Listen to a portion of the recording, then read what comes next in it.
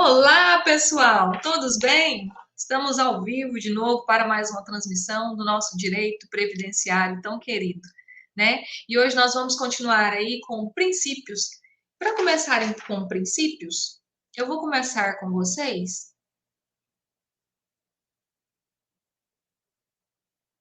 no conceito de seguridade social. O que é seguridade social? A seguridade social, ela vai estar lá no nosso artigo 194, que vai falar o seguinte: a seguridade social compreende um conjunto integrado de ações de iniciativa dos poderes públicos e da sociedade destinadas a assegurar direitos relativos à saúde, previdência e assistência social. Então, toda vez que eu vou falar de seguridade, eu estou falando de saúde, previdência e assistência social, tá? Então, eu estou incluindo aí esses três direitos. E interessante dizer que esses três direitos estão aí inclusos na seguridade. Então, quando eu falo seguridade, eu não estou falando só de previdência, né? Nem só de assistência, mas desses três aí: previdência, assistência e saúde. E aí o interessante é de onde vêm esses direitos, tá? Esses direitos, eles estão lá no artigo 6º da Constituição. Lá no artigo 6º vai falar assim para nós: são direitos sociais, a educação, a saúde, a alimentação, o trabalho, a moradia, o transporte, o lazer, a segurança, a previdência social, a proteção à maternidade e à infância e a assistência aos desamparados. Então, a nossa seguridade, ela está aqui, ó, esculpida no nosso artigo 6º, tá? Da Constituição. Esse nosso artigo 6º da Constituição, ele faz parte dos direitos sociais, aquilo que a gente chama de direitos de segunda geração. Eu estou chamando desde a aula passada de geração, e vocês vão achar algumas críticas contra a palavra geração, né? Alguns doutrinadores vão dizer assim: não se pode dizer geração, porque quando você fala geração, uma geração exclui a outra. Então, se eu tenho primeira, segunda e terceira geração, a segunda geração excluiria a primeira geração. E quando a gente fala em direitos humanos, direitos fundamentais, um direito conquistado não exclui o outro direito. Então, para essa doutrina, a palavra correta seria dimensão ou família, porque direitos humanos não se joga fora, você acumula mais na bolsa. É como se você tivesse uma bolsinha e fosse acumulando mais direitos ao longo da história. Tá? Direitos que não eram direitos humanos passa a ser integrado ali, né, na dignidade da pessoa humana, e aquele direito segue junto com os outros que já teve luta, que já teve tudo aquilo para se assegurar. Direitos humanos não são conquistados sentado na cadeira, tá? Direitos humanos faz parte de luta, faz parte de suor, tá? De guerra, de sangue, na maioria das vezes, certo? Então, quando a gente fala em gerações de direitos, eu estou usando um termo mais clássico, né? Porque eu acho que todo mundo entende que a geração, dimensão, família, para mim é uma coisa só, tá? Então, assim, vocês que estão estudando têm que saber dessa crítica dos doutrinadores aí, que alguns falam que tem uma diferença, certo? Então, quando a gente fala em direitos sociais e a seguridade social está dentro desse direito social, isso é um dever do Estado. Tá? O Estado, ele tem que dar isso ao cidadão. E quando eu falo que o Estado tem que dar isso ao cidadão, o Estado não pode nem alegar assim: olha, a reserva do possível não me permite que eu faça isso. A administração não pode alegar reserva do possível frente a um direito normativo de segunda geração.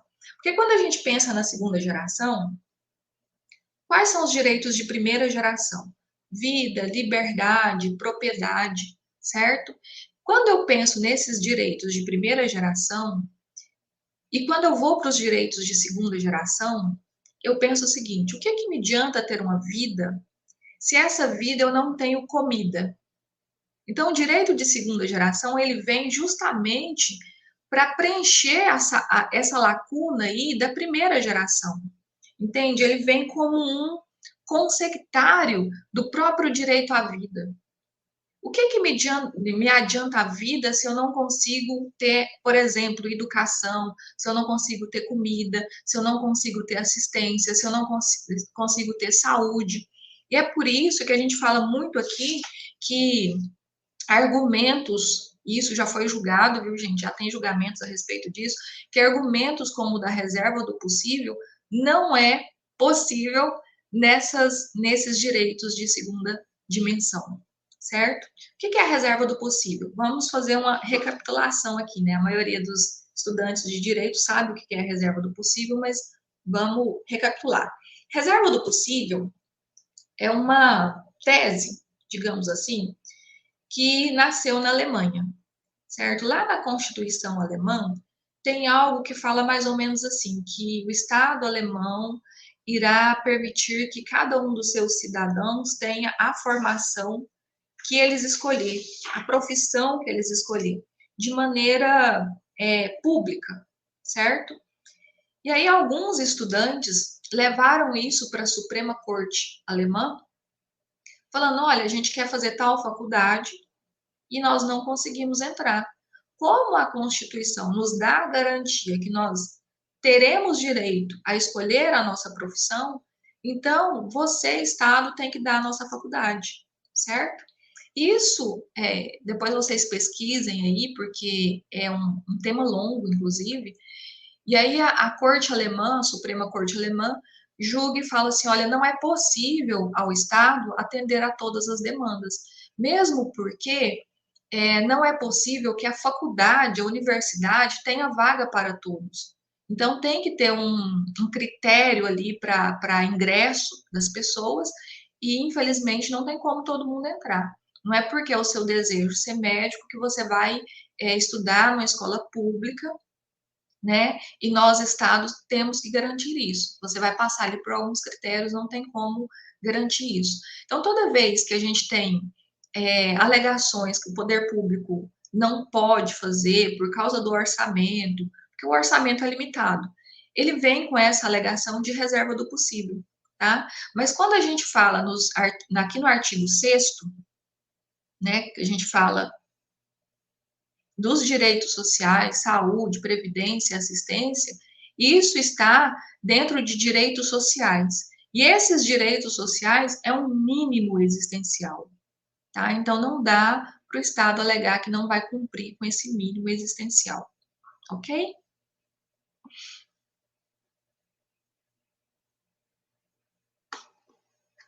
Princípios da Seguridade Social. O artigo 194 vai trazer para nós todos os princípios. Todos não. Tem alguns princípios que estão fora do artigo 194. E eu vou comentar com vocês hoje só os que estão aqui no 194, tá?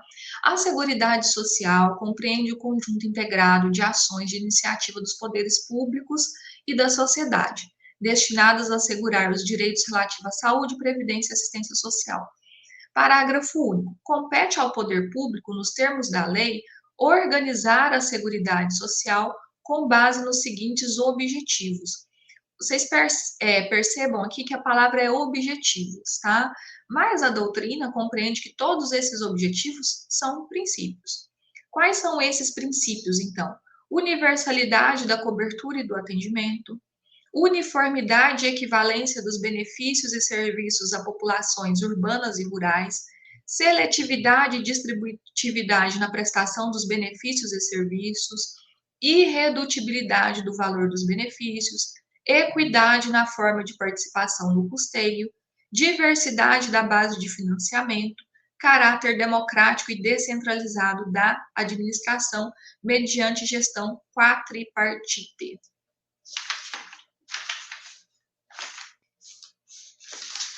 Deixei meu telefone ligado aqui, tem alguém chamando. Certo? Então, esses são os nossos princípios. Universalidade da cobertura e do atendimento, que é o nosso primeiro princípio aí. Esse princípio, gente, ele fala sobre duas acepções, tá? Quando ele fala universalidade aí, Ele fala de uma acepção objetiva, e ele fala também de uma acepção subjetiva. Então, ele fala assim, olha, nós temos que abarcar a maior hipótese, todas as hipóteses de contingência da vida possível, tá? Então, isso é uma hipótese objetiva, abarcar tudo de contingência que pode ter na vida, tá? A morte, o desemprego, a invalidez, a gente abarca tudo. Subjetiva, a gente vai abarcar o maior número de pessoas possível. Então, quando a gente fala nessa universalidade da cobertura e do atendimento, a gente está falando justamente nessa amplitude. Eu vou pegar todas as contingências sociais possíveis e vou trazer para cá. Vou trazer todas as pessoas possíveis para cá também. Vou atender todo mundo. Nós veremos que esse princípio aí, ele vai ser mitigado com outro princípio, tá? Logo depois. Uniformidade e equivalência dos benefícios e serviços a populações urbanas e rurais. Então, até então, nós tínhamos benefícios para a população urbana e rural bem diferentes.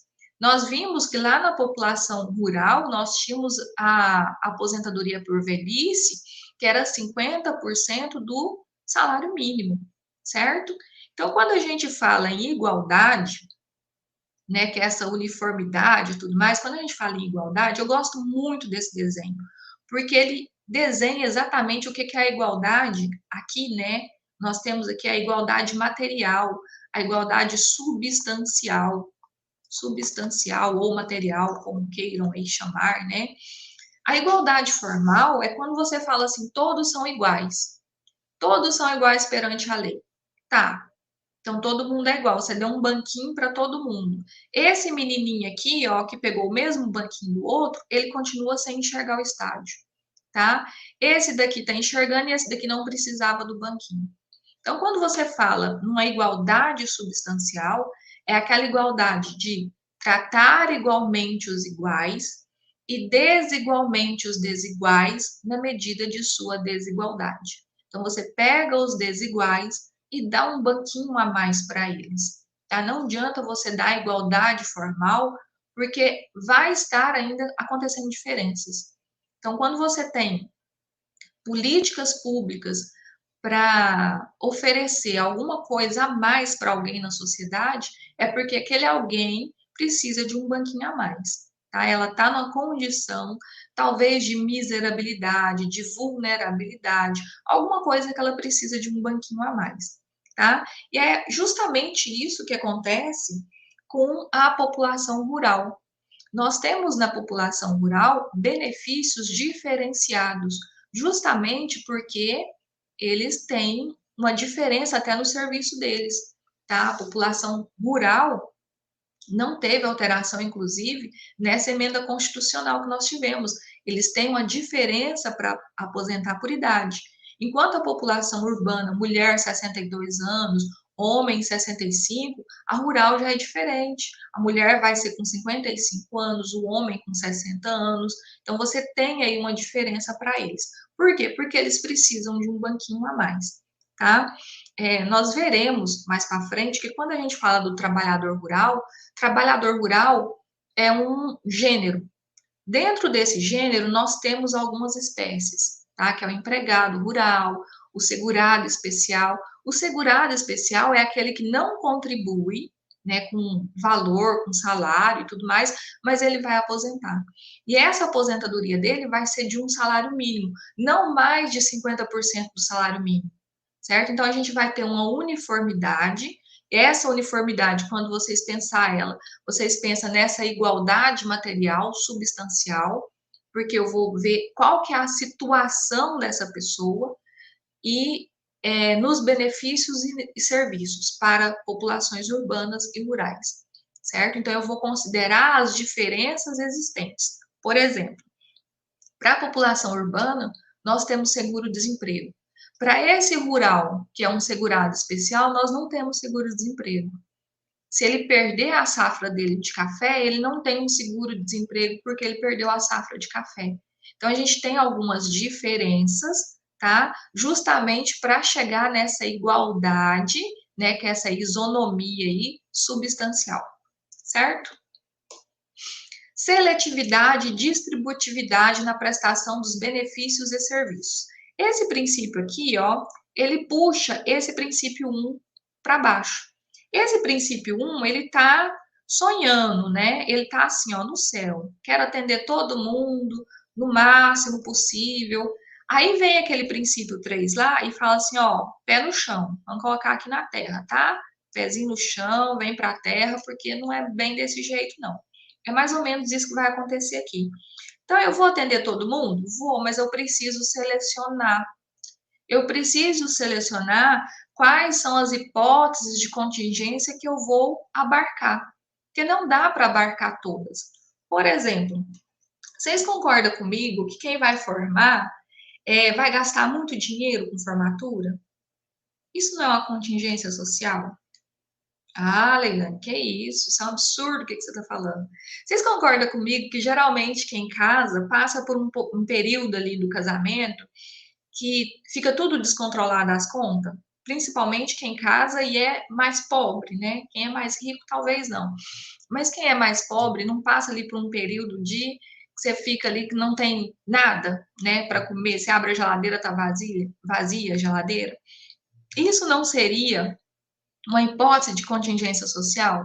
Não deveria ter um auxílio recém-casado? Poderia ter, né? Ó, dá para pensar. Não deveria ter um auxílio formatura para pessoas que ganham menos de tantos salários mínimos e tal, e tal, e tal? Entendeu? Mas não dá para você é, atender todo mundo. Não são todas as contingências sociais que dá para ser atendidas. Então, a gente vai fazer o quê? A gente vai fazer uma seletividade. A gente vai selecionar quais são as contingências que serão atendidas. E a gente vai fazer também uma distributividade. Por exemplo, se eu vou dar assistência social, né, se eu vou dar o LOAS, que hoje é a nossa assistência social aí, acima de 65 anos, eu vou dar esses 65 anos, essa aposentadoria para todo mundo? Ou eu vou selecionar para algumas pessoas?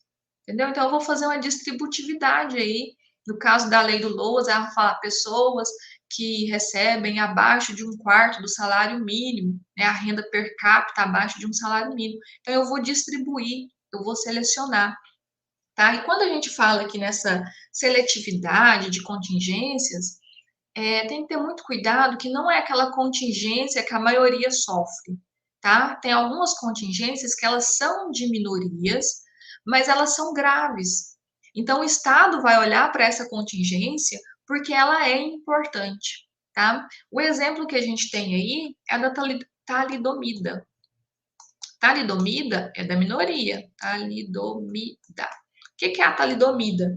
Talidomida foi um remédio que ele foi muito usado para gripe, né? Lá nos anos 50 começou o uso desse remédio e tal. E depois as pessoas começaram a ter reações a esse remédio. Tá? As pessoas mesmo que bebiam ele tinham algumas perdas neurológicas, começaram a ter câimbras, começaram a ter e tudo mais. E aí depois, né, as mulheres que tomaram ele, os filhos começaram a nascer com má formação genética, tá? Então tinha ali pessoas sem braço, pessoas sem perna, por causa da talidomida, certo? Então não é todo mundo, não é uma maioria, é uma minoria. Só que a Seguridade olhou e falou: a gente precisa dar um benefício para essas vítimas da talidomida. Então nós já temos aí é uma lei antiga de 82, tá? Que ela vai falar: olha, vamos vamos dar aí esse benefício, tá? Então, esse benefício aí, esse princípio da seletividade e distributividade, ele vem puxando aquele lá do inciso primeiro para baixo um pouco. Falar, olha, não é bem assim, não é para todo mundo, tá? E aqui a gente vai entrar naquilo que a gente chama de escolhas trágicas, né? Você escolhe o mal maior. Então, você vai defender ali qual que é o mal maior, não todo mundo. Nosso próximo princípio aí, princípio da irredutibilidade do valor dos benefícios, tá? Imagina que você foi aposentado com 3 salários mínimos, tá? Isso é um erro. As pessoas acham que são aposentadas com 3 salários mínimos, 4 salários mínimos, né? Ah, eu fui aposentado com 5 salários mínimos e agora eu tô ganhando 4, agora eu tô ganhando 3, então o meu salário tá diminuindo, tá? E a gente precisa explicar isso. Quando você é aposentado, você não é aposentado com um número de salários mínimos. O INSS faz uma média, vai chegar no valor, vai te dar uma carta de concessão e vai falar, por exemplo, para você, você foi aposentado com R$ 3.636, que daria, né, 3 salários mínimos. Mas não é, certo? E aí, o que que acontece? Esse benefício, ele tem duas garantias aí, tá? Deixa eu voltar lá na tela. Ele tem duas garantias aí. Uma garantia de irredutibilidade real e uma garantia de irredutibilidade nominal. Quando a gente fala na garantia real, significa que ele vai ser atualizado, tá?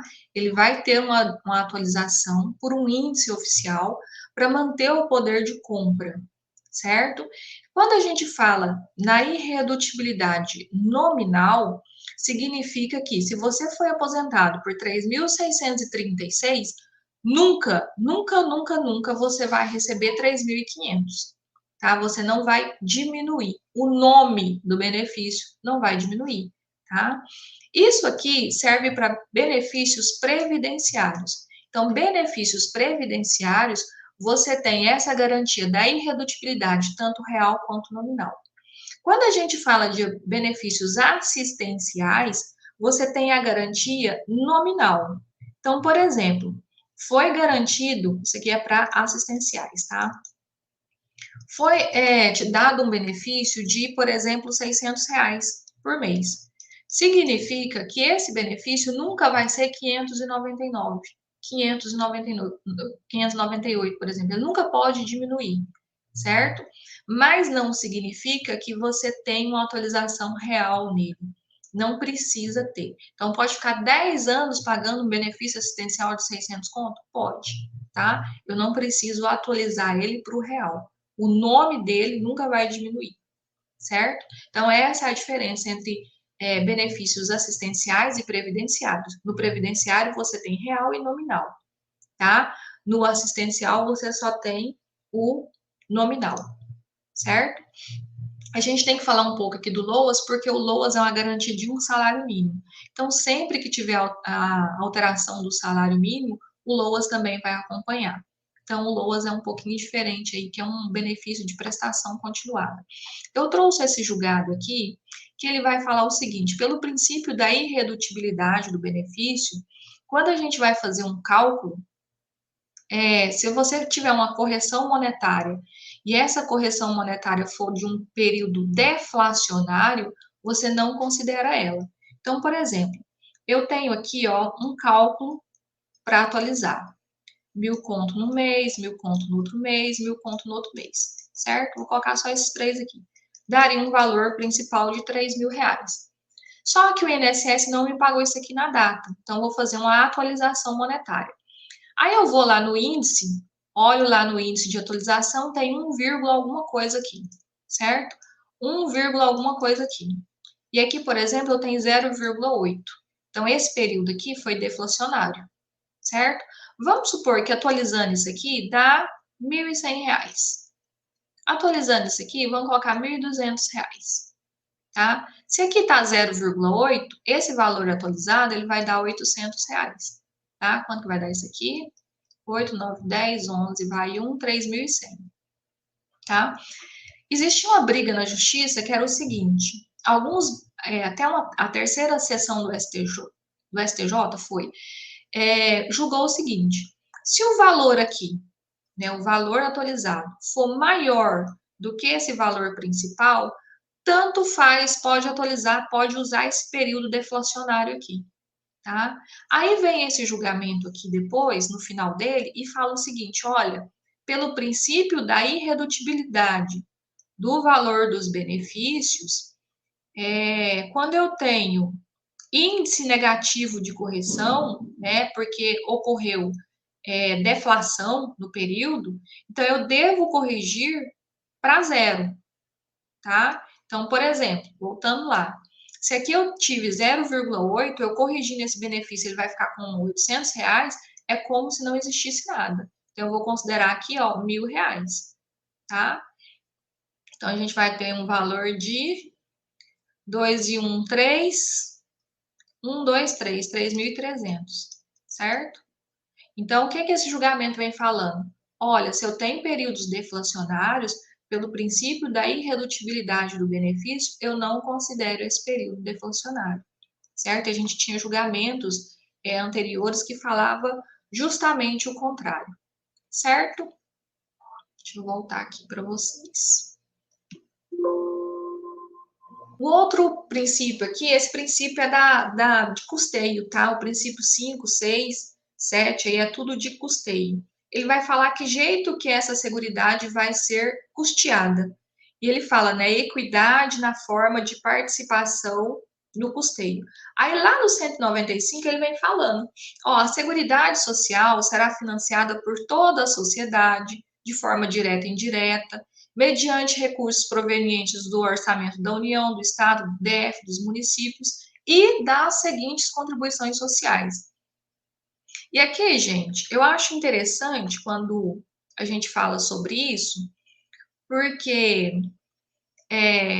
quando a gente fala desse custeio, o que acontece aqui? Na maioria das vezes, as pessoas falam assim, ah, a Previdência é um bolo. Eu não estava compartilhando a tela com vocês, né, no passado. Peraí, deixa eu voltar lá.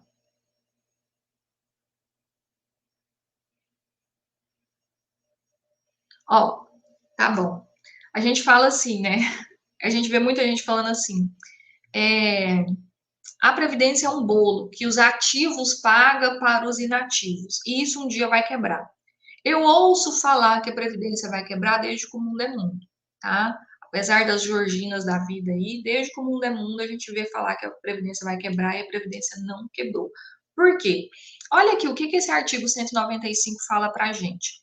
Fala assim, ó, da folha de empregador da empresa, tá? Da folha de salário. Então, todas as empresas que têm folha de salário, 20% ali é patronal, se ela for presumido ou real. Se ela for simples, ela tem uma contribuição que não vai ser 20%, mas ela também tem contribuição que vai direto para o INSS. Sobre a receita ou o faturamento, e aqui a gente tem o PIS e o COFINS, gente, que vai diretamente para a Previdência Social. Então, o PIS e o COFINS, quando é uma empresa do real, o COFINS é 7,6%, o PIS 1,65% sobre o faturamento, tá? O lucro, que é a contribuição social sobre o lucro líquido, do trabalhador demais segurados da Previdência Social, podendo ser adotada alíquotas progressivas, sobre a receita de concursos de prognósticos. Concurso de prognósticos, gente, são as mega-sena da vida. Então, toda mega-sena que tem, vai uma parte, um bolo para o INSS, certo? O que mais que nós temos aqui? Do importador de bens ou serviços do exterior ou de quem a ele equiparar. Então, toda vez que tem uma importação de produto, tem uma parcela ali que é para pagamento de INSS. Então, quando as pessoas falam assim, ah, eu estou tirando aqui para pagar o inativo lá. E hoje a gente tem um caso sério que é o da velhice, né? O Brasil está envelhecendo e a taxa de natalidade está diminuindo. Isso é fato. Mas quando as pessoas vêm com esse argumento de que a Previdência vai quebrar e ela está quebrada e mais não sei o quê, são argumentos de pessoas que não conhecem as fontes aí, né, de custeio. Porque toda empresa está contribuindo 20% da folha de salário, contribuição social sobre o lucro líquido, PIS, COFINS, vai tudo para a Previdência, tá? E é tudo vinculado ali, certo?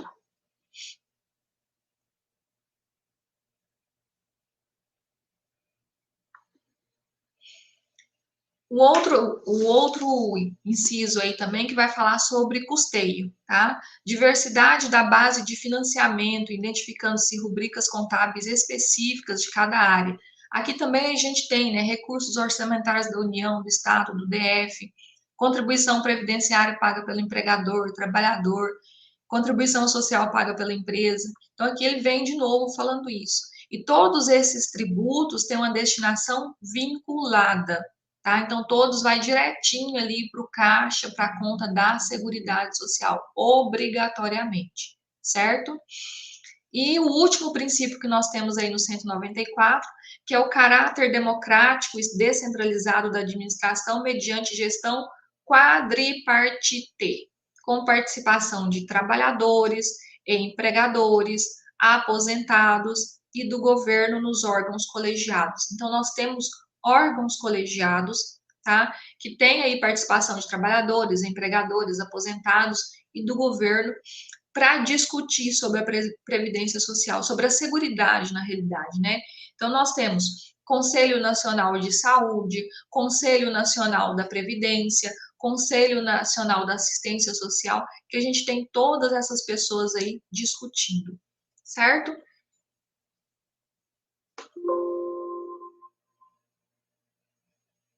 Pessoal, aqui nós terminamos a nossa apresentação, né, a respeito dos princípios, certo?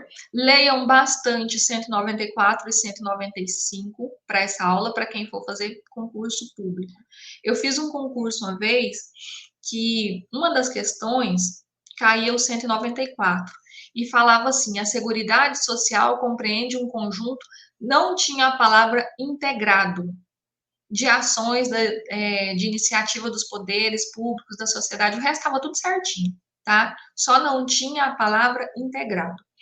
Quando eu olhei aquilo, né, estava tão assim certinho que eu nem olhei as outras alternativas. Se eu tivesse olhado as outras alternativas, eu teria voltado naquela alternativa para saber o que estava errado nela.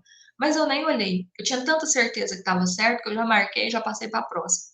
Quando veio o gabarito, estava faltando justamente o integrado. Eu errei a questão porque não tinha a palavrinha integrado, tá? Então, quem concursa, quem estuda para concurso, leia bastante lei seca, tá? Porque é nesses peguinhos que a gente cai.